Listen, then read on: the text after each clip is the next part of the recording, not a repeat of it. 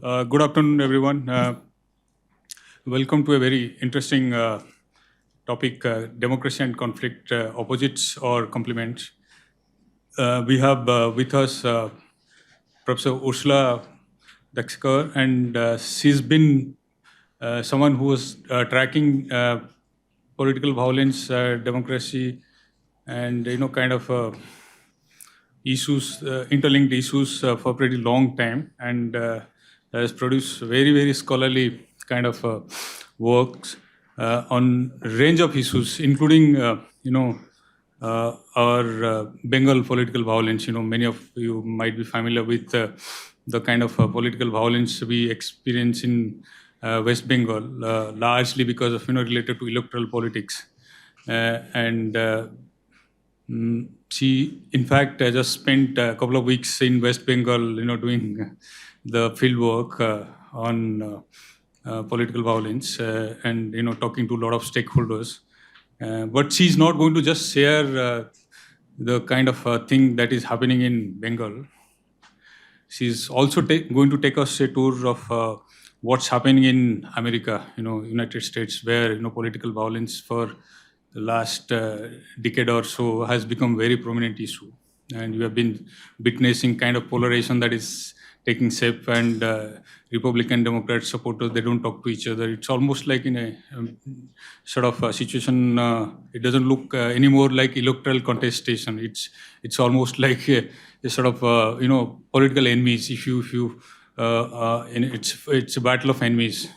And then she's also, of course, going to say us something about what's happening in Europe, especially with the rise of right-wing parties, and and in her own country, Netherlands, which has recently seen a lot of new developments. Of course, it's not new, but it was there in the back burner, but now it has taken a prominence with Mr. Git Weller's, party securing a number of, quite a substantial number of seats. And of course, she will kind of throw examples from Africa and other corridors. So I'll not say much now, but I'll invite her to share her presentation and thoughts, and then we have plenty of time for open discussions. So I'll stop here and invite Ursula to educate us on this topic, because this topic on this we in India, unfortunately, we lack good scholarship. From whatever my little experience, I can say that not much work really exists. So over to you, Ursula. Hey, thank you so much. Can you hear me okay? Yes? Well, usually I would stand, but I think with the microphone it's better I remain seated. Thank you so much, Niranjan, for the invitation and also the kind introduction. It's really a pleasure to be here today. My name is Ursula Daxecker. I'm a professor of political science at the University of Amsterdam. And I'll be speaking to you today about the relationship between democracy and conflict. In my presentation, I'll draw on ongoing work on this theme, and I'll also be giving an inaugural lecture as part of my recent promotion to professor on this theme in 6 months from now. This also means that the ideas that I'll be presenting today are still quite fresh and will need further development. And it's actually quite nice that I'm able to test them out with you today and gather feedback that will help me improve my thinking. Yes. So I will organize my presentation around 3 themes. I will first start off with why is it that we should care about this question of democracy and conflict and the relationship between them. So I'll try to convince you why this is an important question. And then I'll take each of the possibilities suggested by the question in the title of the talk in turn and talk about the evidence and also the arguments in favor of them. So starting off with the puzzle, when we think about democracy, in many ways we think of disagreement, debate, differences of opinion as something that is quite instrumental to democracy or part of democracy, that democracy really cannot exist without disagreement and without debate. And we could even think about democracy as a way of institutionalizing disagreement, as establishing a process that will allow us to disagree in an agreeable way. So in that way, we would think about the two as intimately linked. However, we can also recognize that conflict at some times in democracy can escalate to a level where it becomes problematic, where we recognize that rhetoric has become so extreme, polarization has reached levels where people don't recognize each other any longer as legitimate competitors, or where it even turns into overt violence, as you can see in the 3-year commemoration of the infamous storming of the Capitol in the US just about 3 years ago. So then clearly it becomes problematic. And hopefully this also helps illustrate that this is why it's important for us to be able to distinguish conflict that is part of democracy, that might be even helpful for democracy, but also at the same time distinguish that from conflict that is harmful, that could weaken democracy or might even subvert it. And this is what I'll hopefully try and do in my presentation today. Now, first things first, I do think before we go any further, I need to define the two key terms, the two key concepts that I'll talk about. And I'll start with democracy. So some political scientists say that democracy is a contested, essentially contested concept. I would slightly disagree with that. I don't think it's hopelessly contested. Clearly, people have disagreements about different ways of conceptualizing democracy. There's different conceptions of democracy. For example, the more minimalist or procedural definitions of democracy, which is the one that I'll be using in my presentation. There are others that impose more demands on democracy: liberal democracy, egalitarian democracy, deliberative democracy. And I don't want to now get into a debate on what our views are on these different conceptions. But all of them require, I think, as a starting point, this procedural or minimalist definition of democracy. Most of them simply say that that's not sufficient. I'll limit myself to this procedural definition and to thinking about democracy as requiring competitive elections as a crucial element, that without competitive elections, we clearly cannot have democracy. And this doesn't mean that holding free and fair elections is sufficient. In fact, for that to be possible, we also need to respect and guarantee certain freedoms, in particularly freedom of speech and freedom of the press. Without that, competitive elections are simply not feasible. In comparison, if we think about defining conflict, I think there's much less agreement and much less clarity in what conflict means. And it can range from the kind of conflict that I talked about earlier, which is simply policy conflict, simply disagreement in a debate, which wouldn't allow us to keep it analytically distinct from democracy. So I think what we need is a definition that is distinct from the other concept that I'm talking about, which is democracy. And one definition that I have found useful in my work comes from sociologists such as Charles Tilly and his co-authors, who thinks about conflict as contentious politics. And what contentious politics is, as you can see in the definition here, is basically the use of non-traditional or non-institutional techniques, disruptive techniques that happen that aren't part of the regular institutionalized processes of democracy. So to give you some examples, what they would consider contentious politics would include things such as demonstration, strikes, but also riots, even civil disobedience, etc., but also things such as actual insurrection or revolutionary tendencies. So it's a broad spectrum of activities. But for now, we'll keep this way of thinking about conflict in mind. Okay, starting off with the relationship between democracy and conflict as opposites. What this would imply is that having more of one means less of the other. So having more democracy means having less conflict, as defined as this way of thinking about it as contentious politics that I just discussed.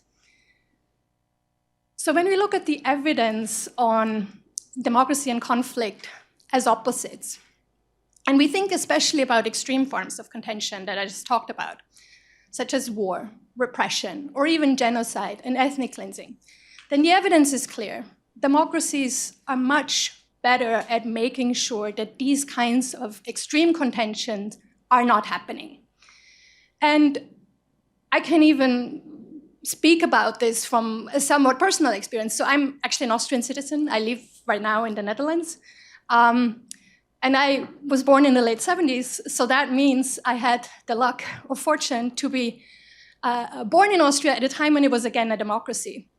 But the legacy of World War II, the Holocaust, Hitler's rise to power, was not so far away from me in a sense, because Austria for decades actually maintained that they had been the first victims of Nazi Germany, which was not quite true, because the image that you see here is Hitler speaking at a large square in Vienna, announcing the annexation of Austria, which really the vast majority of Austrians at the time supported. So having that reference point really makes me appreciate democracy a lot. And I would hope many of you, in this room today, at least those of you who are innocent citizens, you had the luck of being born in a democracy. And I think that is something that we should really prize and value every day. Specifically also in light of the topic at hand, these extreme forms of contention simply do not happen very much in democracies, or happen usually only after democracy has been subverted.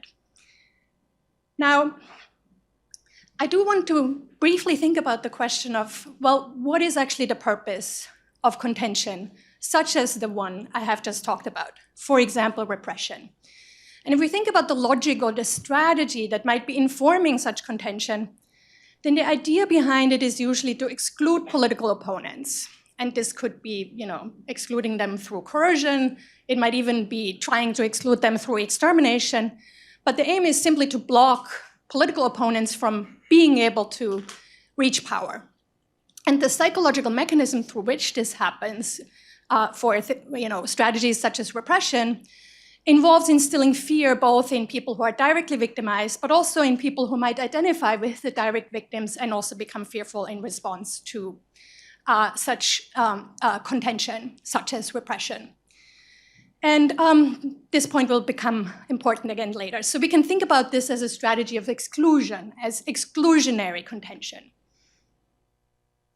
Now, based on everything I've said so far, could we conclude that in light of the fact that more and more countries in the world are democracies today, that these forms of contention are really a form of the past, or that, well, considering that there are still a number of authoritarian states in the world today, including some very important ones, that at least they would be limited to authoritarian regimes, such as, let's say, Russia or China.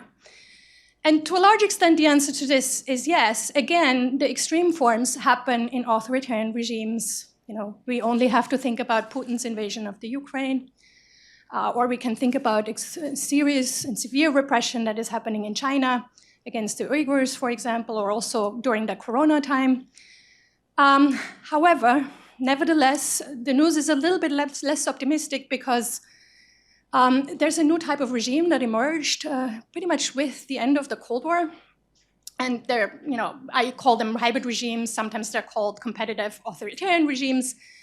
And those are regimes that are quite interesting because they borrow the processes of democracy without actually being willing to implement them in practice. So they try to, play both sides or have it both ways. Maybe you can just give an example of a hybrid regime. Yes, so Nigeria would actually be an example of a hybrid regime. It's adopted a lot of the institutions of democracy. It holds regular elections. There has been incumbent turnover. Nevertheless, as I will show with a number of examples, those elections are not free and fair. So I would suggest that in those regimes, we actually still can find quite some potential for exclusionary contention. Not as severe as the earlier examples I gave, but still concerning enough that clearly democracy is not at work. So let me talk a little bit about Nigeria. So Nigeria is another case that I study, and we actually conducted a survey after the elections last year in June. So you can see here one of our enumerators talking to a respondent. And the survey also included questions such as, do you think elections are free and fair? Are you afraid of political violence or electoral violence, etc.? And so the finding from that is, which is also confirmed in what broader assessments about this election have shown, is that clearly there were major issues with the incumbent, especially constraining the opposition's ability to compete freely and fairly. So to give you a couple of examples, just a few days before elections, an MP was arrested with $500,000 in a briefcase. That's a lot of money in a poor country like Nigeria. With him, he had a list of names. Presumably, those were the names who were supposed to be given this money. So there's bribing and vote buying, or turnout buying. In addition to that, we know that in Nigeria, politicians often have links with armed groups, and they activate those links during election time in order to send these groups into areas where they suspect that opposition voters or voters who would not support them are located, and try to threaten those people and keep them from participating in the electoral process. Now, this is one example. This is one example that shows that exclusionary contention still happens, and hybrid regimes are one such example. We could think of another example where democracy is still experiencing exclusionary contention, and this one is closer to home for many of you. So here I'm referring to the erosion of democracy subnationally, and I will share with you some work in progress that we are carrying out in West Bengal. So I'm not able to summarize or describe this process in its entirety, so I'll only be able to give you give you a taste of it, hopefully. But so the empirical strategy that we're using here is multi-method in the sense that we're combining material that systematically tries to document the use of exclusionary or violent contention, which we gather from local newspapers. And so West Bengal, from what I understand, is somewhat unusual compared to other Indian states in that there are many local newspapers in the sense that they're district-level newspapers, and it's not unusual for districts to have multiple newspapers. So we're creating this archive of contention in West Bengal.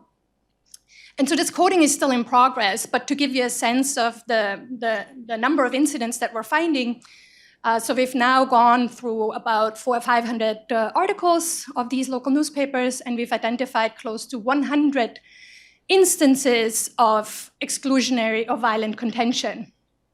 To show you an example of what this looks like, so you can see in English, the translation in English on the left and the original article on the right. So I'll give you just a moment to read through this excerpt.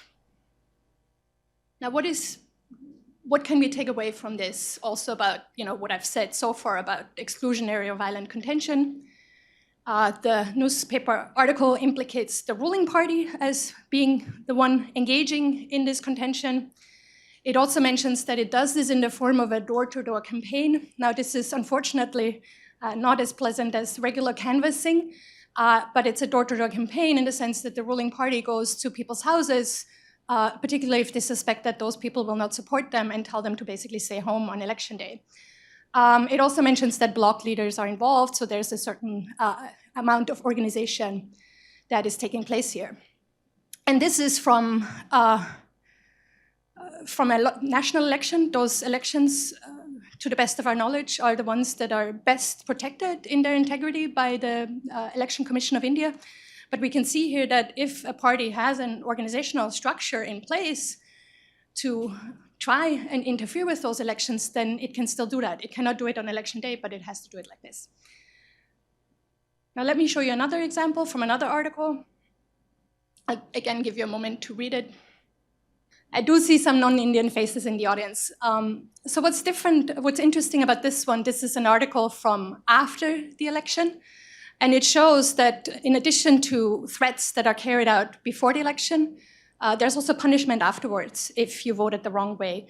And it mentions not only that regular voters are scared and tell the BJP leaders who visited the community not to leave because they're worried about what will happen to them. It even mentions that BJP leaders had to leave the locality because they were afraid of retribution. So beyond this, this is from newspaper reports. You might be wondering, might there be bias in such newspaper reporting? In the empirical work that we're doing, we're also speaking to actual voters, party workers, local journalists, elected officials or former elected officials. And so this is very fresh from the field, so I haven't systematically gone through all the data yet. But I spent, as Niranjan mentioned earlier, I spent the I'm coming straight here from West Bengal, where I spent time to talk about 40 such, conduct 40 interviews in a fairly rural part of West Bengal, so Bardhaman district, or East and West Bardhaman district. And what I heard there from voters pretty much corroborates what I just showed you with the newspaper articles.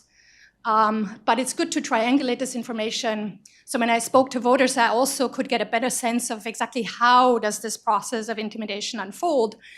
And one thing that stood out is that there's some distinction in urban and rural areas. So I conducted the research in 2 cities in Bardhaman district, in Durgapur and in Burdwan itself. And in the urban areas, particularly voting in municipal elections, when people show up to vote, they are told that their vote has already been cast. Now, in rural areas, it is somewhat different in the sense that people either are forced to vote for a particular party when they reach the polling booth, or they are not able to reach the polling booth in the first place because, especially the ruling party, positions goons to make it impossible for people to reach.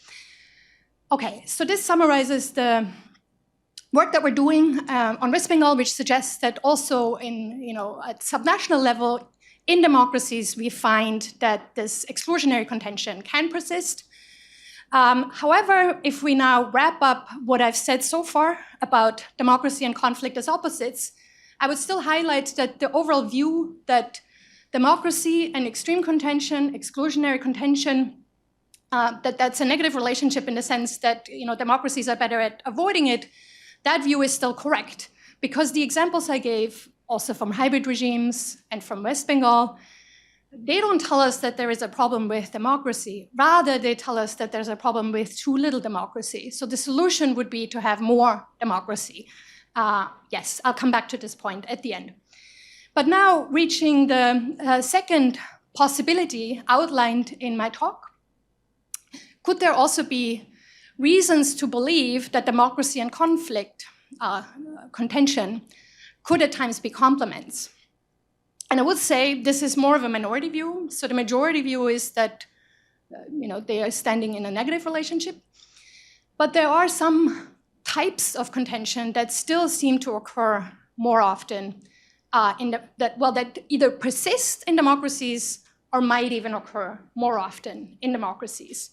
And I'm mentioning some examples here, and you might think, well, demonstrations and strikes, that's a good thing that can happen in democracy. And I would agree, the only problem arises that when demonstrations, rise above a certain level, such as the January 6th riot started out as a protest. Well, protests should be entirely legitimate. But when there is incitement to, I would say, violence, then it becomes much more problematic. And we could also say, well, extreme rhetoric, violent rhetoric, misinformation might also be strategies that could perhaps more often be used in democracies and might be, I'll leave it at that for now.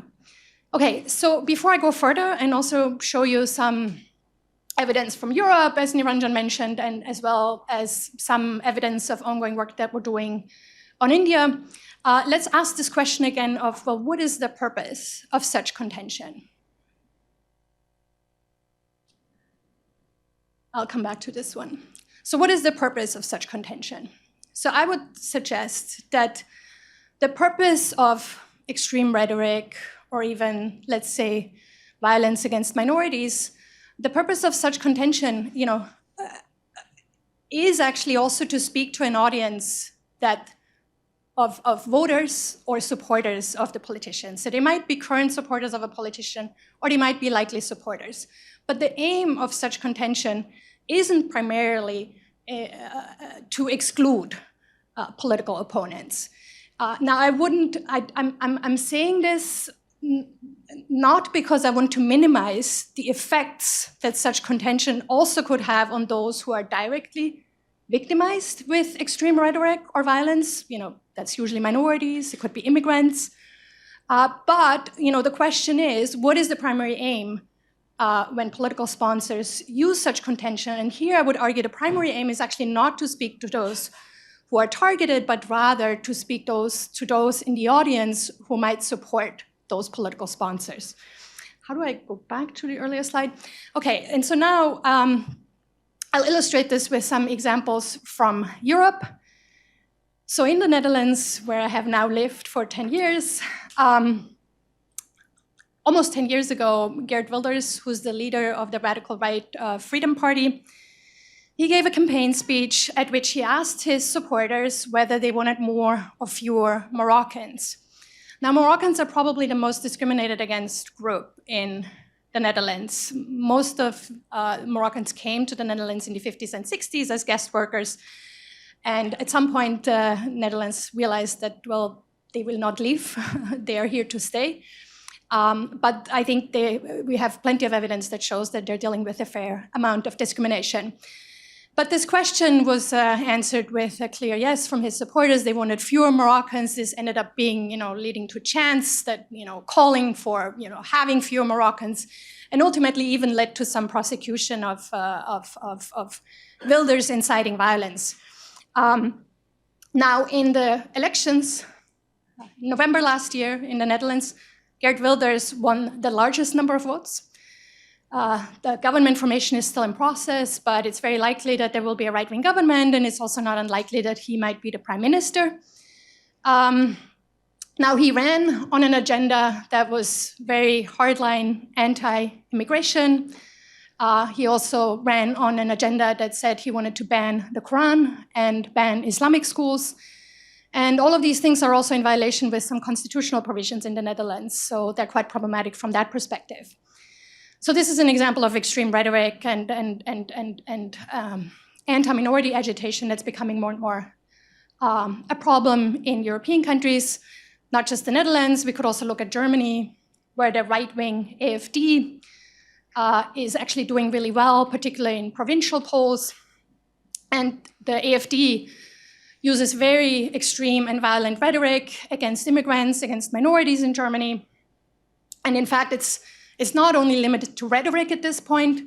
There are actually also instances of hate crimes that seem to be, that I wouldn't argue, are directly sponsored by the AfD, but it seemed to be motivated by the party's agenda. So the number of hate crimes against refugees and immigrants in Germany has been increasing. And this, I think, helps illustrate that even though that the targets of this rhetoric and the targets of this violence are minorities, and the consequences for them are very serious, so I don't want to minimize the exclusion that they will be experiencing as a result. It seems that really this is primarily also a strategy for these groups to increase their votes and increase their support in society. And if I can elaborate a little bit more about how this works, so the aim is to include supporters, to increase the share of potential supporters, and politicians do this by, using extreme rhetoric or even using incidents of violence and construct narratives around these incidents that legitimize this contention as necessary or even justified in order to protect their supporters, to address some kind of threat that's emanating from this group, to address provocations by the group, or injustices that have been committed. And again, the underlying psychological mechanism that would then be at play here, if successful, these narratives would help instill fear, resentment, or even anger among supporters, and might move those supporters closer to the sponsor of the extreme rhetoric. Now, I said I would also use some ongoing work on India to illustrate this dynamic.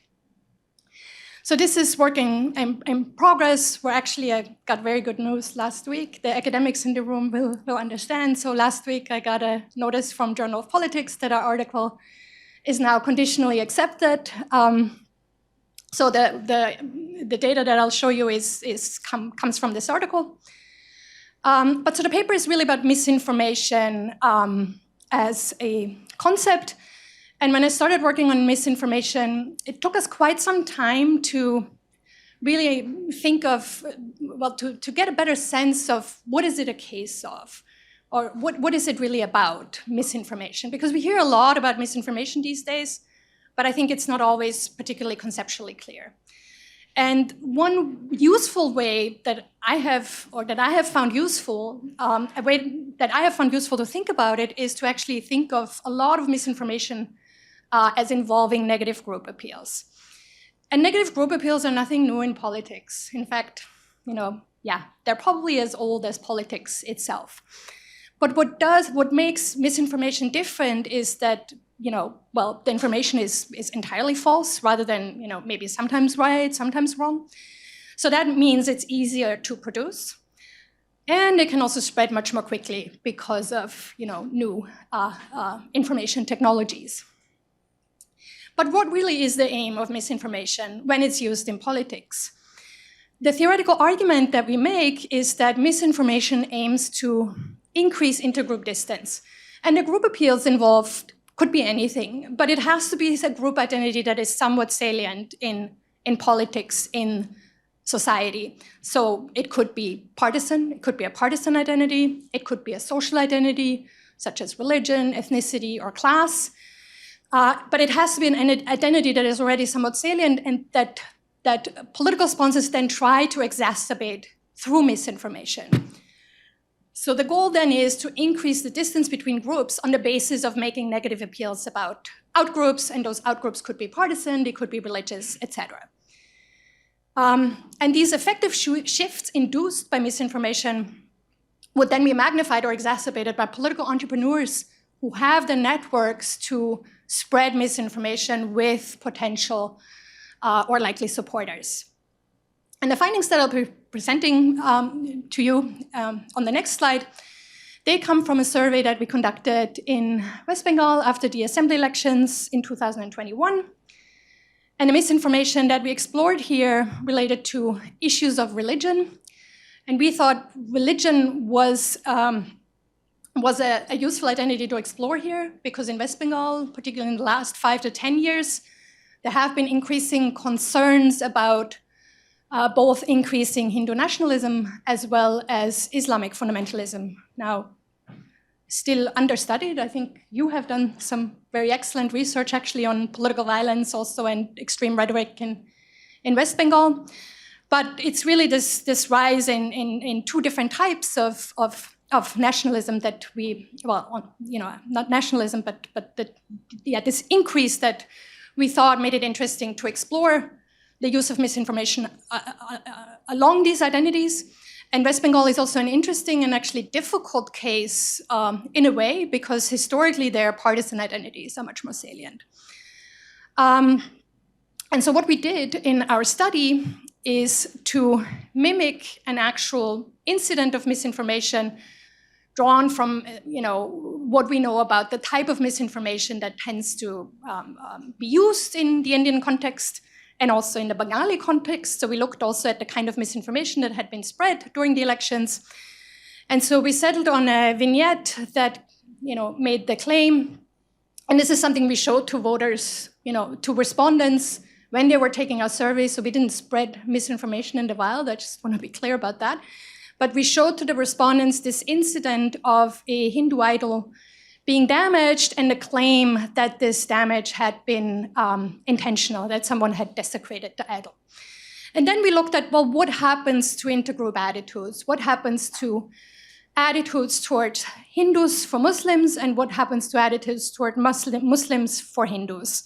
So both we looked at, well, how friendly are they towards the outgroup after being exposed to this misinformation? And we randomly varied whether people received the misinformation and which particular type.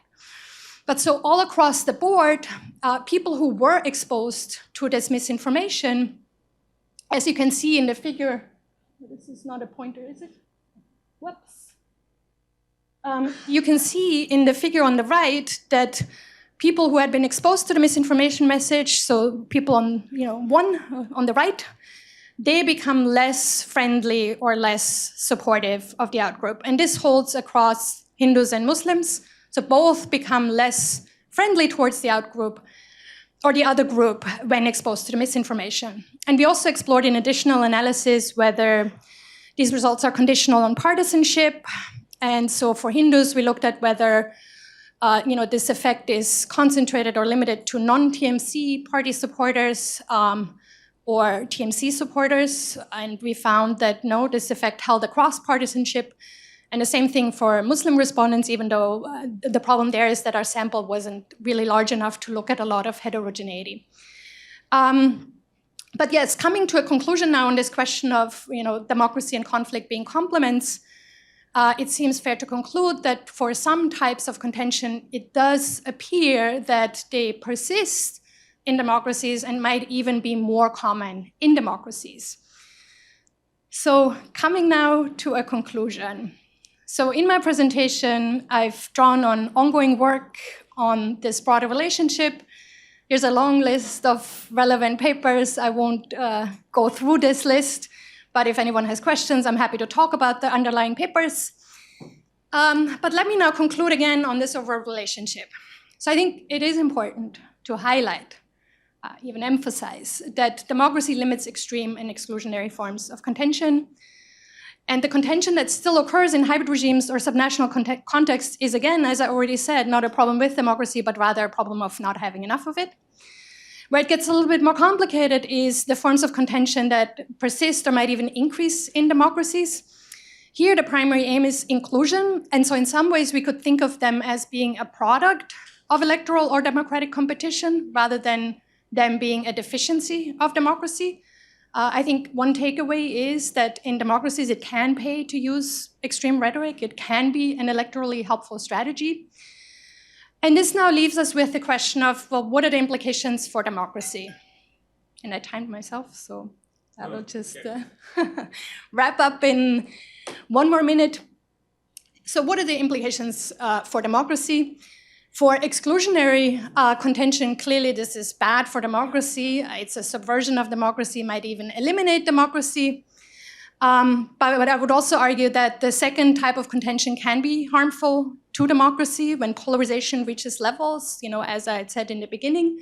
Then also inclusionary contention can be problematic. Extreme polarization, I think we would probably all agree, is something that can become inimical to democracy. So both of them, I would say, are harmful for democracy. What does this mean about what we should do? Now, again, for exclusionary contention, the problem is not having enough democracy. How do we get more democracy? This is, of course, a very difficult question and a process that takes a really long time. But I would suggest that modernization theory is a useful starting point for thinking about, well, what are the processes that set in motion increasing constraints on regimes? So I still think modernization theory does give us some useful tools here. Now, for the second type, for the inclusionary forms of contention, it's perhaps more difficult. And I would love to hear actually also your take on this. On the one hand, we could say, well, to avoid this kind of extreme rhetoric against immigrants or minorities, okay, no problem. For this inclusionary contention that might, be things such as extreme rhetoric like against minorities or immigrants, on the one hand, we could say, well, really what we need here is to institutionalize protections for these groups. But that process is itself political, and I think also for that reason, potentially problematic. On the other hand, we could say, well, perhaps it's better to see, to let democracy play out and let counter-majorities form, because counter-majorities should always be possible in a democracy, after all. So yeah, I think I will leave it at this. Thank you very much for your attention, and I very much look forward to your questions and comments. Thank you, Ursula. I think you have given a very, very broad sweep actually, and try to take us to so many aspects of democracy and political violence that uh, you know I've been researching on democracy for last nearly 1.5 decades, but I think the kind of contour that you actually opened up, many of them have not really had opportunity to even visit. So I think, in a sense, for me, it was actually very eye-opening kind of presentation, and the kind of work that you people are doing in West Bengal, especially going to the ground and digging up why the electoral landscape is so violent in a particular state in India, is something that would actually offer us a lot of kind of granular information that might help us to conduct elections and probably navigate this domain better. So that's one thing. But before I open up, I just want to also say a couple of things, just taking forward what she said. There are a couple of issues, I think, which should really bother us, those who are living in democracies, is issue of polarization and misinformation. These two aspects, which are clearly linked with her, theme of work, political violence, and all that. She linked very well with the misinformation. Is something probably a decade back we probably didn't think that this will become such a sort of a major challenge for democracies that even some of the most advanced Western democracies are struggling to navigate. Starting with the United States, and many of those European democracies are actually struggling with the polarization and the way both ruling party and opposition talk, the way they are sort of communicating with each other. It's almost like a kind of a deadlock. They don't see eye to eye, and that's just not something that used to be the kind of a common trend. There used to be exception in the 70s and 60s, but I think this is becoming a major way, and I think it's also function of kind of a sort of economy. We have moved inequality and loss of job and all resentment of the voters, angry voters, what Francis Fukuyama been saying, and then identity politics. But with that also you have to see the tech politics. Technology has greatly impacted the democracy, including the electoral process, voters' perceptions, and the way it's so easy actually for people, as he said, political entrepreneur. Why political entrepreneur? Tech entrepreneurs also are facing in this and making money. They're profiting. Facebook, Google, you look at number of those technology giants. A lot of them are profiting from this conflict, from this contentious politics, and in fact, you have some of those most profitable political consultants in America. They thrive on this. As much as sort of conspiracy theories and those things they go around, they have very good balance sheet. So in a sense, I think we have to really look at the rise of this especially electoral violence, the fear, intimidation. What she said, that happens not only during electoral process, beyond also. It's like in Europe, what you are seeing even in America, especially about that fear mongering about the immigrants, as if the immigrants are going to completely swamp over those places. But if you see the numbers actually dig, in fact, in last 10 years, much less number of immigrants have moved to Europe, and so in a sense, a lot of these things are peddled, and in many countries you have issues of population demographic imbalance, certain minority bashing, and a lot of these things happen, and these are. It's not that it's happening now. It was earlier used to happening, but now because of the technology, because of your social media, the kind of information that you are able to. So misinformation, this disinformation, fake news is happening at an industrial scale, which is unprecedented in human history. So in a sense, your WhatsApp, these things, because I just recently finished a paper on misinformation and democracy. We were looking at Facebook and some of these things, YouTube. In just 1 month, in 2019, before India's Lok Sabha elections, Facebook had to pull out 5 million fake news. in just 1 month. So you just imagine, and then Facebook does it, not that, they do it every year. Due diligence is very sort of a side show, but that's the kind of scale of, misinformation is happening. So in a sense, how to protect electoral integrity, electoral process, how to protect democracy is going to, it's a challenge not only for the state and institutions, it's for the citizenry also. So in a sense, I think she has taken us to the way of political violence, the conflicts and complementary to all that. But I think we have to also look at many larger issues interlinked with this growing phenomena, where increasingly more and more democracies are looking like they are not fighting elections, they're fighting wars actually. And it's unfortunate actually, that earlier, like, they used to lose an election and take a good heart, and opposition ruling party used to treat each other, as colleagues and all that. So because they will also come to power at some point or the thing, and they will be same way, but that's no longer is happening. So in a sense, we have to understand some of these phenomena very, very, in a detailed way. Before I indulge more, I think I'll now open the this thing for Q&A. So please introduce yourself and then be as brief as possible. Yeah. Rajesh sir first. Yeah.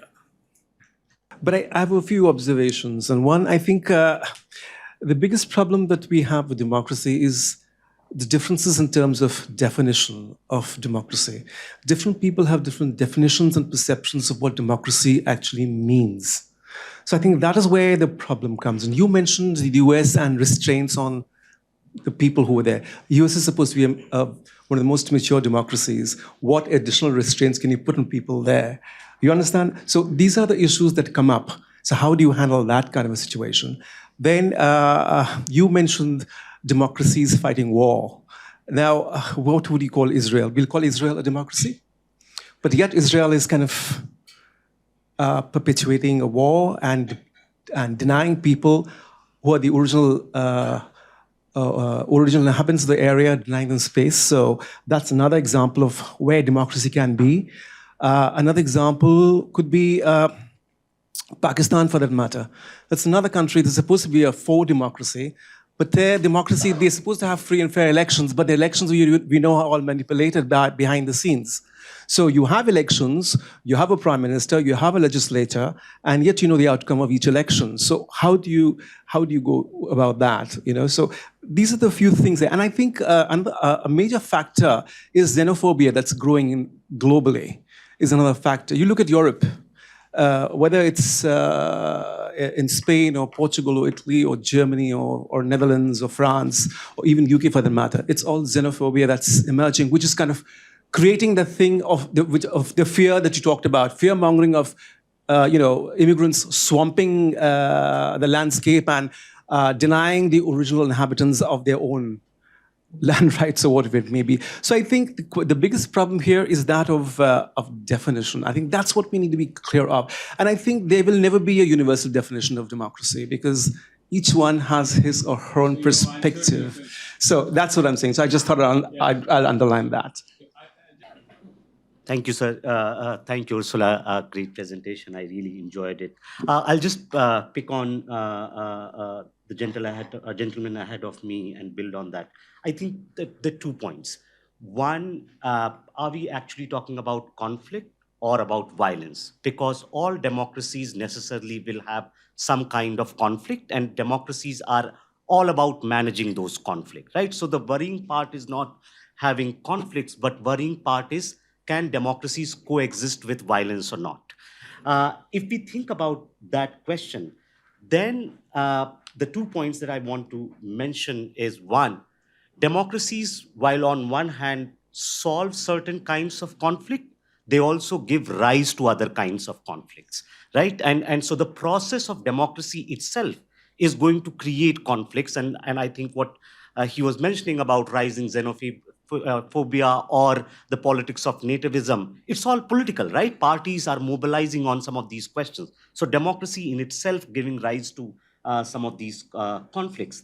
The second point, and related to my sort of like framing about democracy and violence, is that while we can have democracies with minimalist notions of the definition that you started with, But what we have to think about the democracy in the European or North American context, democracy there exists with some kind of institutional order and state capacity. To be able to manage violence, you need that kind of state capacity and institutional order. What we don't have in many of the so-called developing countries in Africa or Asia is that we don't have that kind of state capacity and institutional order. And sometimes states, in fact, become complicit in the act of violence itself, right? So I think what I missed in your presentation is this variable of institutional sort of framework or state capacity when thinking about the democracy-conflict relationship. Ramakant Tiwari. I'm basically an engineer, and my question is more related to your point on technology being on the darker side of democracy, influencing it, like the Netflix series, The Great Hack. We all know how it has been doing. My question is, has there been any study or any research, is there any thought on the other side of technology? The ubiquitous, AI, ML, and the handheld smart devices that everyone is supposed to have now. Within a few years, everybody will have in the entire globe. So can we not have some sort of such global gold standards whereby we can, counter all the misinformation and the kind of not only periodic elections, but very regular referendum sort of thing can take place. Not only for elections once, but their assessment of the elected persons, their performance, their maybe withdrawal, that kind of stuff. Is there any thought on these lines? Yeah, thank you. Sir, I'm Devjyoti Saha, intern at ORF. My question is regarding the hybrid regimes. One thing that we have witnessed, whether it's Solomon Islands or Nigeria, the hybrid regimes, they mostly exist in the ex-colonies, where democracy never actually evolved as a natural form of governance, but rather it was exported by the colonies from their native UK to the colonies, and due to which the electorate that is actually being subjected to the democratic form of governance are not politically educated enough to participate in that democratic process. Does that remind us that not every time democracy is the solution unless democracy evolves from the very genesis of that society, and rather sometimes the society itself should be allowed to form its own suitable form of governance, so that this misgovernance that's happening in Solomon Islands or Nigeria, where democracy, the democratic form of government is often becoming the reason for the existing conflict, that doesn't exist. Thanks a lot for the excellent questions that I've received already. This makes me happy that at my inaugural lecture, there won't be any questions. So it'll be a bit easier for me to manage. But it's great for helping me improve the lecture. So I didn't get your name. I'm sorry. Rajiv. Okay. Yeah, the ORF. Okay. Yeah, thank you. Yeah, great questions about the underlying definition of democracy and the differences between them might be more insurmountable than I've portrayed. I'm sure a lot of political scientists would agree with you. Now, one question you asked is about, well, more institutional constraints. The US is a very developed democracy. What more could we ask? I do think the political system in the US has a lot of undemocratic elements, in fact. I mean, it has a lot of counter-majoritarian institutions, and it is, in fact, ruled now by minorities in many ways. The presidential elections can be can be won without winning popular majorities. You have the Supreme Court, you have the Senate, which is very counter-majoritarian in the sense that tiny states get as much representation as others. So I'd say I wouldn't necessarily agree with the view of the more optimistic view of the US. I think the one thing I'd say, to the broader question about differences of democracy and different definitions is that, well, I employed the minimalist definition, and if even this minimalist definition, can't be met in because of these forms of contention that I've discussed, then I guess this would imply that the problem would only be more significant if we imposed a more expansive or maximalist definition, such as liberal democracy, which would require protection of civil liberties and civil rights on top of competitive elections. So I think the short answer is that this would probably only make us more concerned about what is happening. And your question about the US, I mean, I've grappled with this quite a bit in the sense that there used to be this idea in political science that democracy can consolidate, that it could reach a stage where it can no longer be overturned. And I think we can no longer make any such claims. So I would be very hesitant. And I used to think that too, because it's like, okay, yeah, it sounded reasonable. A lot of these countries had been democracy, like the US for hundreds of years, although always, with various forms of exclusion, whether it's African Americans or, women or people who didn't own land at various stages in history. But yeah, so I think definitely a lot that we could talk about on that. Your question about Israel, I think that's a really difficult one. And I don't study Israel. I was just teaching a class on democracy, and I thought about venturing into that territory. Like, how could we possibly think of Israel as a democracy when it basically permanently occupies, the parts where Palestinians live? So I think I'll pass on that question. But you're raising a very good point. And then you also asked about Europe and xenophobia, and I think I should keep my answer shorter. So I mean, the interesting question is, why is this happening, and why is it happening now? Like, why didn't we see as much anti-immigrant agitation in earlier decades? And I think that has a lot to do with underlying changes in economic structure, really, because it used to be much more important which class you were born into than location. And now, actually, this has kind of flipped completely. I mean, I don't know if you know the work of Branko Milanovic, but he writes about that. And I think it's purely luck where you're born, and it shouldn't mean that your opportunities in life are radically different, depending on whether you're born in the global South or in the global North. But I think that might be why this is happening. I mean, he makes this argument that because location is now so much more important, we should expect a lot more pressure on migration. And it would only be natural that there is some kind of political backlash to it, or that political entrepreneurs see this as a welcome opportunity for, using that sentiment to do well in elections. But yeah, as I've also hopefully emphasized, the implications for democracy are question of exclusion and also assimilation.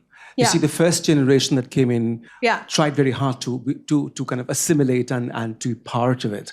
But then you see, they suffered to a certain point in time. But the next generation didn't want to suffer that. They felt they were equal, and hence this exclusion kind of bothered them, and that's why this whole approach has come about. So I think assimilation is the problem. I think that is the lack of assimilation is what's kind of hitting the majority population in the face today. So I think that's where the problem comes. France is a prime. Some bars you can't enter. The French police can't enter those areas. So that's what I mean. Definitely something that we would be able to talk about for a long time. So Rahul, your question, excellent questions. I'll give these some more thought. Immediate answer, am I talking about conflict or violence? So you're right that a lot of the more concerning forms of contention involve actual violence. I would make the case that extreme rhetoric should find a place and is important. And also I would say, these non-institutionalized disruptive activities, they can become quite serious problems. I mean, strikes, it's not rare that they would escalate. So I would make the case for why I, can get away with using the label contentious politics rather than talking about violence. But yeah, it's something I can think more about. And you also talked about democracy as a system to manage conflict. And lots of people, like Shivorsky, for example, would agree with you. They would say that, well, the greatest strength of democracy is actually that it gives us a way of peacefully managing conflict. But then I think, as you also said, democracy can give rise to conflict. Yeah, I think I would agree with you for the most part, right? I mean, I think that's also part of the so I think we're in agreement on this. But where to draw the line between healthy and unhealthy conflict, it's quite difficult. It's kind of a Goldilocks problem, right? We don't want to have too much of it, but we also don't want to have none of it. Because if there's no polarization or no disagreement, then that's not democracy either. So yeah, it's definitely something I'll think more about. And your second comment on, I'm using this minimalist definition, but where is state capacity in all of this? I mean, I have to think more about this. I do think it matters. I'm not sure I would want to say it matters so much that I would have to have distinct arguments based on whether countries have reached a certain level of state capacity. I think there's a risk a little bit of, then this being very patronizing or like almost colonizing, because you have countries like India that have been democracies for a long time, despite the fact that, India is interesting, right? It has excellent state capacity in some areas and fairly poor one in others. But despite not, scoring particularly high on that, there are examples. And so I wouldn't want to advocate a perspective that says, in Western countries it's this way and in non-Western countries it's that way, for these reasons, which I think also touches on a question that, what was your name? That Devjati asked. Yeah, so I think colonialism, those legacies, they're really important, but at the same time, there is quite some variation still also even among countries that were colonized, right? Not all of them turn into authoritarian regimes. And I would want to be careful with saying that, each community should get to have their own definition of democracy. I think most people probably would find democracy an attractive system if they would be able to have it. And I also think, alternative forms of governance, so communities might have their own ways or their own policies or institutions, but are those necessarily, those often are quite oppressive. I don't know if you know the article by, what's his last name? Parekh, it's an Indian scholar. Bhikkhu Parekh, yeah, which I think is really good because he says there's also a risk in having this kind of naive way of, we need to keep the traditional forms. Well, what if they're very oppressive, or what if they're quite anti-democratic? So I would actually agree with Parekh that perhaps one problem with liberal democracy is too much emphasis on the individual. We do see some of that in Western societies where you have this kind of anomie and people, like everyone is there doing their own little thing and you have no, so not enough civil society, basically. But yeah, there's also a flip side to it where I think advocating for these alternative forms can also be problematic. Anyway, so the last two questions, one was by Vineet. Okay, yeah, engineering. So technology in and of itself isn't good or bad, right? But technology interacts with society, and that's really what we have to think through. How does it interact with society? And there are a lot of positive effects, but there are also negative ones, which I emphasized more in my talk. Should there be global standards? Some economists, including very liberal economists such as Johnson and Acemoglu, they have a new book called Power and Progress, which is very good. But they're saying basically, how technology will unfold is radically impacted by existing class, configurations, and it can lead to, very problematic outcomes. So you have to steer it in order for it to lead to good outcomes. So economists are starting to agree with what us political scientists have said for a long time, which is always nice. Feels good to us. And they are saying basically, we need more regulation. So I think, yes, but where does it come from? That's another question. Referenda on elected officials, I think we know quite a bit about direct democracy actually leading to pretty problematic outcomes. We just have to look to Brexit for that. But yeah, this is perhaps a conversation to have another time. And then the question about globalization. I'm sorry, I didn't get your name. Yeah. Oh, okay. I'm sorry, and I looked at you. Yes. Yes, basically, actually, I was referring to what Professor Harari says about the 21 lessons for the 21st century, those books, Homodeus. He says that basically the technology is going to be ubiquitous. And I think this hypothesis is that maybe some countervailing thing that will emerge. That's what, whether that thought is there. Yeah. Thank you. Hegelian Yeah, sort of. I'll look that up. And yes, so globalization, this is a really big question. I can't tackle it here. I think, on the one hand, liberalization, including in this country, has lifted millions out of poverty. I think we should be very careful before we say globalization, capitalism is the root of all the problems. But yes, globalization can unfold in ways where it leads to, it can lead to inequality, and particularly in the global north, we know now a lot more about winners and losers of globalization, and really it's the losers of globalization who are responsive to the kinds of things that I talked about. And I guess the one thing I would say is that I'm not denying that these structural developments are important, but my interest starts, and I have to limit the scope of inquiry, is in, well, once you have some of these outcomes, right, like what happens to the globalization losers? How do they actually come to have a collective identity? Because that's not something that will happen on its own. It needs to, it needs to be produced by someone. There's always grievances in society. I mean, talk to anyone, people will have any number of grievances, but how do they become how do they bubble up to politics? For that, you need entrepreneurs who will try to, sometimes use these problematic strategies. And so, yeah, then it interacts with what you talked about, but I guess my work kind of starts at once these outcomes are in place. And there's lots of excellent work that already looks at globalization and some of the negative outcomes it produces. We have quite plenty of people. Okay, first, yeah, please.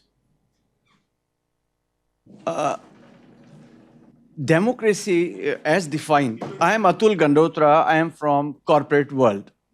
I'm from the industry. Democracy is a system, way to govern. But democracy is purely based on numbers. That's number of voters. Who gets more votes? Therefore, what is happening, that's an intrinsic flaw in the system. To garner the votes, the people who are fighting to govern that particular state, they stoop down to any level. And when we talk about fake news, those are also figment of imagination of some of those people itself. So can we add some other dimension to governance, which is democracy number-based, but there are some quality dimensions as well. It is purely number, that's all. Whosoever gets more number is one who governs, and it is across the globe. So can we think of some other dimensions, whether they are workable or not, how to make those workable is a different story. But we have to think beyond number. Unless until we do that, we will have democracy, we'll have lots of flaws, and these flaws will keep on becoming more and more serious. Thank you. I am pursuing my PhD from JNU, Center for Political Studies. Unfortunately, I missed most of your talk, but still I had a question. It relates to my topic. I am working on electoral systems and the role of electoral system in resolving conflicts. So, ma'am, do you think the electoral processes or electoral systems have any role in mitigating the type of conflict which we are seeing in today's democracies? Because I have read that PR in a lot of cases has been a very efficient mechanism to resolve conflicts in democracies. Thank you.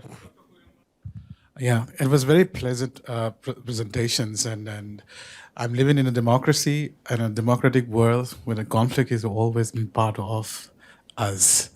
So my question is continuing with the previous questions, that the democracy, if you look at it, the genesis of the democracy itself, it's starting from the violence or a conflict. If you look at it, the French Revolutions itself is the outcome of the revolution. So I don't think that there will be separations between the democracy and the conflict altogether at all. This is my perceptions. Because wherever the democracy, where in the best democratic countries, even America, do have connection with the conflict or violence with the democracy altogether. So why don't we think, rather than thinking about the democracy in the conflict, rather than we should think on the governmentality about the institutions, rather than we are conflicting toward the democracy only.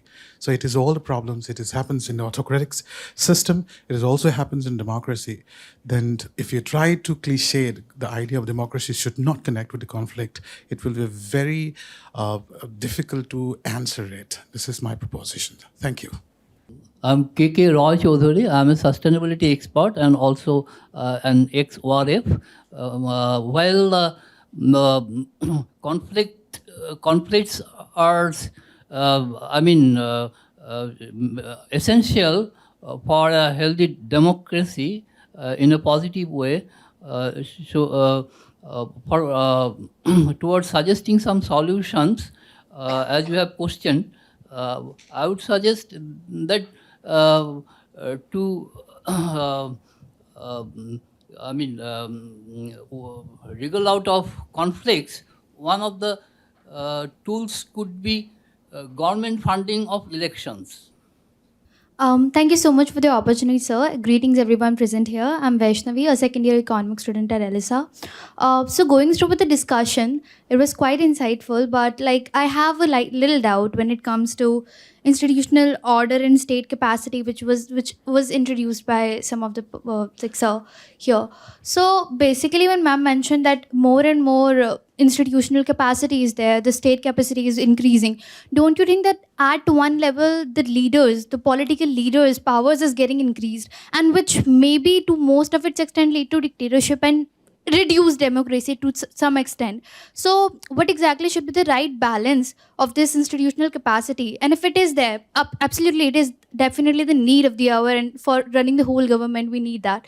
But how exactly should the management must be made so that there is no we are going to have a kind of trade-off between conflicts and democracy, but to reduce it. Apart from this, second question is with regards to more democracy. I was wondering like how exactly more democracy is leading to reducing conflicts rather than increasing it. So thank you. This is for Professor Ursula. Sorry, I missed your presentation altogether because I've come from really far. But I have a question that you may want to answer or attach to the lady's question here, or we can talk about it after the session.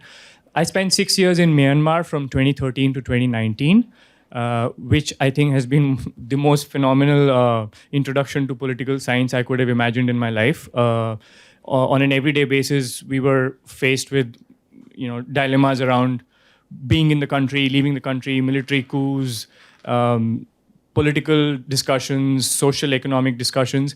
My question comes down to something that the lady brought up, which is Myanmar tried that experiment with quasi-democracy from 2010 onwards, 2011-12, when the sanctions got lifted. So 2 elections, 2015 being the main election, and then they reversed that experiment in 2021 with the coup, of course, that is pretty well known and talked about. I am very much in touch with a lot of people I've lived with, worked with, made friends with, still try to advise between either going systematic or going anarchic. And that is the fight on the ground right now, right? The whole revolution is trying to reverse the singular control of a junta, a military junta. So I'm very keen to understand or even hear your perspective, almost on the lines of what the lady brought up, on wherein lies that balance. And if at all, what are those basic pillars where you said the minimalist definition of democracy? For example, if today I'm speaking to an activist who's fighting in the revolution in Myanmar tonight, what are those 3, 4, 5 things that I would say you should be willing to give up your life for, or not? Like the maximalist definitions, because from India, we haven't really seen a coup beyond the coup in the 70s under Indira Gandhi, not this generation anyway, but we are teetering on the brink of a totalitarian state. And it is a question we deal with every day too. And so I'm fascinated that on the one hand, we can talk about European democracies and America being a great example, but I have got lived experience in a country like Myanmar, and then 2 years in Thailand, which had, again, pro-democracy protests. And so, yeah, thank you. Thank you, Ursula. I think it was an excellent presentation. I asked my question as a doctoral student. So my question is on the advanced democracies per se. Meaning, what is your take on this whole idea of? Don't you think that it's just somewhere there's an ideology which is driven towards it, in a sense that there's a collapse of the center to left ideology, and the centrist ideology is also collapsing. Although the center to right is coming up, but center to right is wanting to rewrite the procedural democracy, per se. And if they want to rewrite it, there's no problem. But the thing is that, will it be some kind of a new change what they are trying to do? So meaning, it's very sad that, centrist democracies are collapsing in the mature democracies. I'm talking about US and Europe. And you have this whole right wing rising up. So what is your take on this kind of a theme. Thank you. I'll go in order of the questions being asked because I didn't get all the names.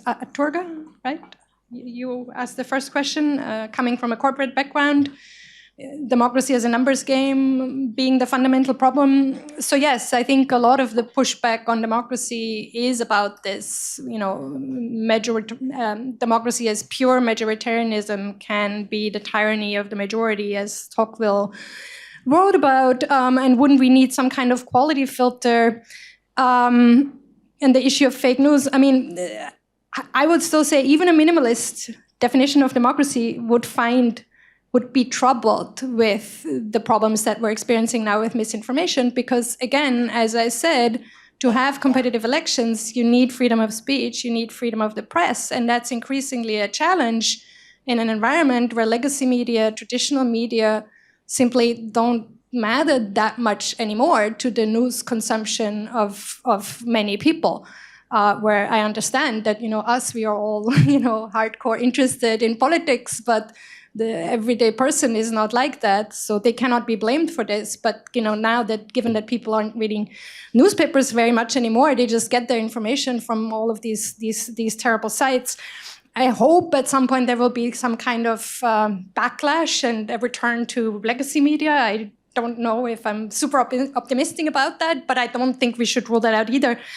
All of this goes into the direction of your question. This would be essentially adding a quality filter, and we could go beyond that, requiring democracy to be liberal democracy, having institutionalized civil liberties and civil rights. So I think essentially I agree with you that purely majoritarian democracy is a problem. But this isn't, I think, necessarily that we should blame minimalist definitions for, because they would also argue that that's problematic. Then the question about electoral systems, and are there some electoral systems that help us manage conflict better? I think you're exactly right that the literature points to some systems performing better, and you mentioned even proportional representation, which is used in a lot of European countries. I think my only addition to that would be that I think institutions can only do so much. I mean, they also interact with, what are kind of the underlying cleavage structures, and whether you have majoritarianism or proportional representation is also not something that might be randomly decided, but rather might be something that is the outgrowth of, decisions taken by colonizers, decisions taken by political parties. Conservative parties in Europe changed to proportional representation when they realized that with the expansion of the franchise, they would be losing elections. So they didn't do it for noble purposes. They did it because they thought it would allow them to stay in power. The evidence shows what you say. I would say, well, the problem is with, what in causal inference terms we call endogeneity. Like, to what extent might that be endogenous to those countries perhaps being predisposed to more peaceful outcomes in the first place? And that's where focusing on institutions is tricky. But yes, I would agree that I think institutions matter, but they always interact with kind of underlying social conditions. And those social conditions, I think, are important. So we can't just say, oh, let's just introduce proportional representation everywhere and the problem is solved. I think that's too easy of an answer. But yeah, those institutions definitely do matter. The question that was asked by the gentleman in the back on democracy and conflict, the separation not being possible. Essentially, the question is governmentality or governmentability. I think we pretty much agree. I mean, I don't want to get too much into terminology. I think terminology is important. It's important to get the terms right. And I will definitely think about some of the feedback now on, is it about contention? Is it about violence? Is it about conflict, which came up in a lot of the questions. So I agree that it's important to get the terminology right. At the same time, though, I think we're both actually interested in talking about the same thing. So we agree that there seem to be some problems facing a lot of democracies. And what to best label this relationship, I will give some more thought. Then Mr. Chowdhury on the sustainability, coming from the sustainability background. The solution, public funding of elections, I agree. and European countries do this, right? So their campaigns are publicly funded. And we have also, I think, witnessed in the US that basically limiting Supreme Court cases that have made it much more difficult to limit campaign contributions have made elections there worse. And I think, from what I understand, this is also a big issue in India. Yeah. Financing of elections, perhaps you can speak more to that.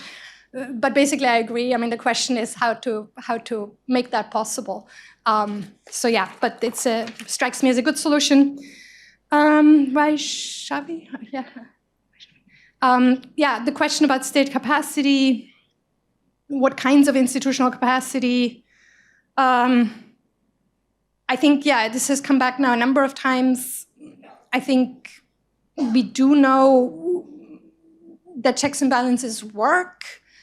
I think this is, well, in a way, another way of answering this question is that institutions are important and they can do a lot, but institutions, there's always some room for interpretation. And I don't know if you've read Levitsky and Ziblatt's How Democracies Die, but their main argument is that really it's in this normative area, where you can interpret institutions in one way or another. That's where it gets tricky, and that's where institutions will not save us, but rather it comes back to the politicians, and I would argue actually also political parties, which I don't think are really getting enough attention in all of this. So the role of political parties in both being able to avert or contribute, to like the decline of democracy, I think is underappreciated and is crucial in those moments, because if Republicans, after Trump's claims of election fraud in the 2020 elections, would have finally said, enough, this is not true, you lost the election, which many of them did not do, and some did after January 6th, but before that, very few of the elite did, I think that would have mattered a lot. So yeah, I think maybe that's a better way of answering the question that I have thought of now. And then the question about Myanmar, what should you tell an activist who is campaigning or advocating for democracy in that context? Well, I wouldn't want to tell them anything. I mean, I don't think anyone should be expected or asked to give their life for a cause. And I mean, I would also, you mentioned activists, but I will also be very careful in expecting regular citizens to save democracy in any kind of context, right? I think that's a burden to put on regular people that just, is not reasonable. I mean, I think structural factors and elites, particularly political parties, are much more important actors in this. I mean, yes, this won't help Myanmar, because Myanmar is an authoritarian state, right? It's an autocracy. So what does an autocracy do, or what do we do when democracy is entirely collapsed? Yeah, that's, I think we would need a whole course to answer that question. But thank you for this. And then there was one more question on advanced democracies and the center-left collapsing.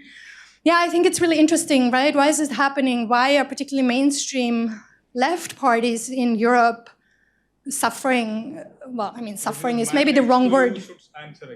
No, why is the center-left struggling in European countries? It's an interesting question, because in many ways we would think of them as being in a best position to protect the globalization losers. But I think the reason this hasn't worked is precisely, related to one of the questions that was asked earlier. There was this neoliberal period among leftist parties in Europe in the 80s and 90s, Tony Blair with New Labour, the Social Democrats in Germany with Schröder, very neoliberal agenda, very drastic cuts to welfare systems. And they are responsible for this. They didn't respond to the globalization losers. I think that's really, in essence, the answer to your question. And now they're trying to, but they've lost a lot of credibility in the process. And so I think I'll leave it at that for now and hand over to Niranjan. I think we can go on, discussing and this is such a sort of fascinating topic on which you can have probably another 2 hours kind of conversations, and still will not feel that you have got the satisfactory kind of answer, because this is the kind of about dealing with social science, sort of things about institutions, democracy, and society. So you'll have your point of view, I'll have my point of view, she will have her point of view. But of course, we can always sort of put it in a way that where we can have a conversations. You may agree or disagree, or you may say, but there cannot be finality. So this conversation will continue, and I'll just flag on a couple of things which came up in my concluding remark. One is very clear from this talk, which some of you also raised, and Ursula also during her presentation made it very clear that democracy and conflict, they coexist. It's inherent actually with a democratic system that contention, conflicts, or even some form of polarization will exist. Without polarization, there will be no democracy. What we are actually concerned here is the extreme, the severe form of polarization, which leads to breakdown. Breakdown of conversation between the ruling party, oppositions, or we might be voting for different political parties, other thing. End of the day, we are citizens of the same country, other thing. We should not be treating, that politics of enemies. That should stop actually, which was not, so rampant in at least a decade before. I mean, look at the case of India, for instance. We used to have elections and all the opposition party used to follow other thing, but that never used to lead kind of polarization that we are witnessing. But that polarization is happening for several factors, which she listed, and some of us also saw it in our own way. So I think that we have to accept this will exist, but our concern is about severity. That's where I think citizens, as citizens, we have to really work, and we have to really ensure that democracy is all of us concern, because this is where we are able to speak. Can you speak this thing in China or in another authoritarian country like Russia or in any? Here, democracy, whatever we may say about the quality of our democracy, we are still able to speak and share our thoughts, other things. So in a sense, we should really work and ensure that, this sort of freedom of speech or whatever we say, is at least protected. Second thing is about, I think some of you raised about the electoral system, other things. I think it's very vital. In fact, a lot of actually conflicts and, or polarization and even mistrust, that actually takes a root actually from there. The design of your institutions, especially the way you conduct your elections, the electoral system in which, whether you are adopting a, kind of a proportional representation system or for the post system in which, winners takes all. For instance, that what you said leads to a lot of time, problem, because in a sense, that you just need 30% of votes or something in a multi-corner contest. So if you just win 30% of the votes, you win.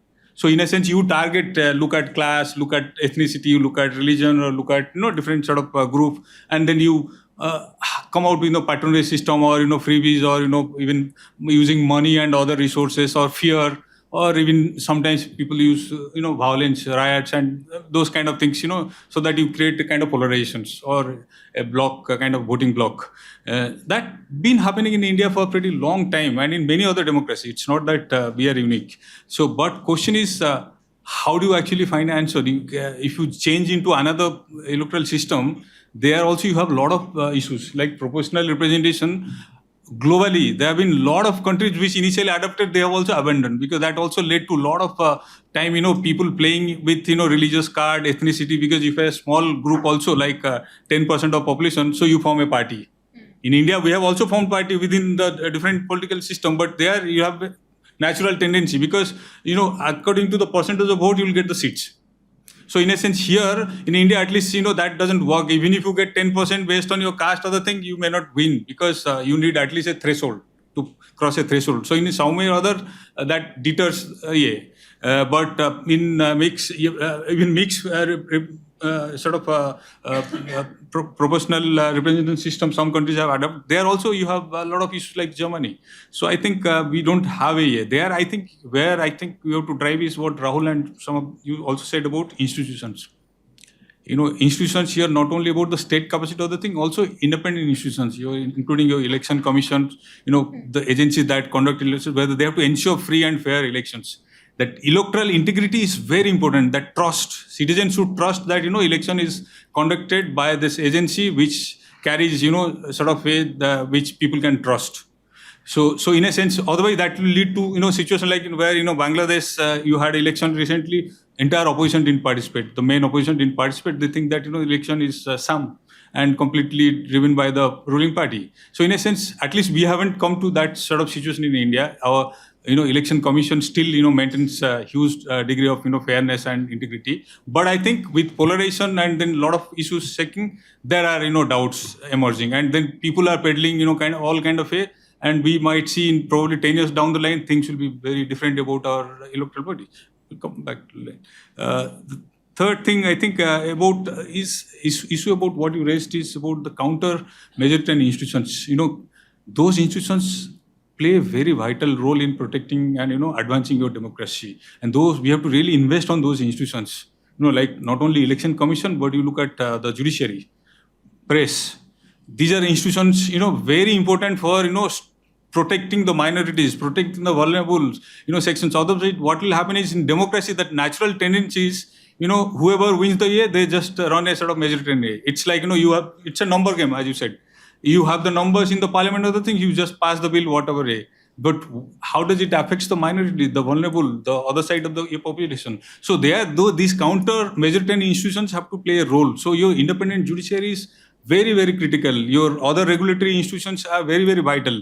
How you protect that will have also bearing on political violence and many other things, conflict, minimizing, we cannot completely erase other things, but at least, will allow the state and, institutions to function. If you have those institutions which are robust and, we have invested. And finally, I think checks and balance, these things is also very critical. Unless, the legislative, executive and judiciary, in some way or other, they have that check and balance, is in some way or other institutionalized and robust, you will actually get into this majoritarianism. And populist will drive the show. And you have seen democracy after democracy across the world have collapsed. Even some of the advanced democracy in different situations have collapsed actually because of this. Because populists can easily drive other things. So when you actually, that a book about this thing about people versus democracy, that thing which the political scientist who talks about, how the populists have used, misinformation technology and institutions different way, including access to resources, funding. Also becomes very vital, because if you have unlimited access to corporate funding and some the business other thing, you can create a narrative. You can take up the entire political communications, drive agenda and campaign in a way you like it. Actually, there has to be a check, and something or other you have to actually institutionalize. So I think these are very vital. But before I close, I'll request Ursula to maybe a couple of minutes. She can actually give a closing remarks. You wanted to say something? Just be very, very brief, actually. Yeah.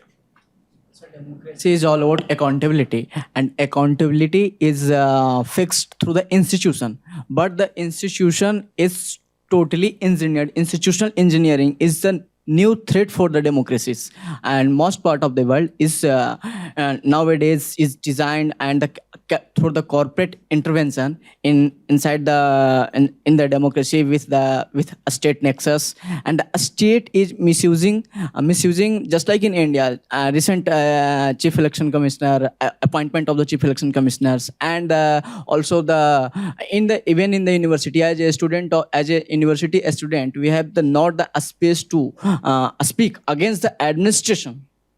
So my question is how as a student and as an activist, they have not any platform, they have not any funding. So how they will fight for democracy?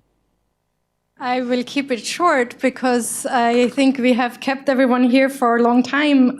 Really, I just want to say thank you, Niranjan, for inviting me. Thanks everyone for showing up. It's important, since I do some work on India, it's really important for me to be able to present to Indian audiences, because if what I'm working on doesn't make sense to people who understand the context, then there is something wrong with my work.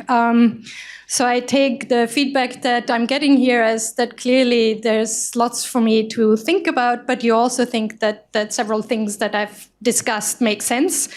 So that's always a pleasure. And this will also give me excellent input on this inaugural lecture that I had mentioned, where I would actually warmly invite all of you, because it's a public lecture, anyone can come. I realize it's probably quite far away for you, but yes, hopefully this is not the last time we meet in any shape or form. So thank you. Yeah, thank you. And we'll continue to engage with you in future and on some number of issues that you have been working. And thanks everyone for your very active participation and some of those wonderful questions and commentaries.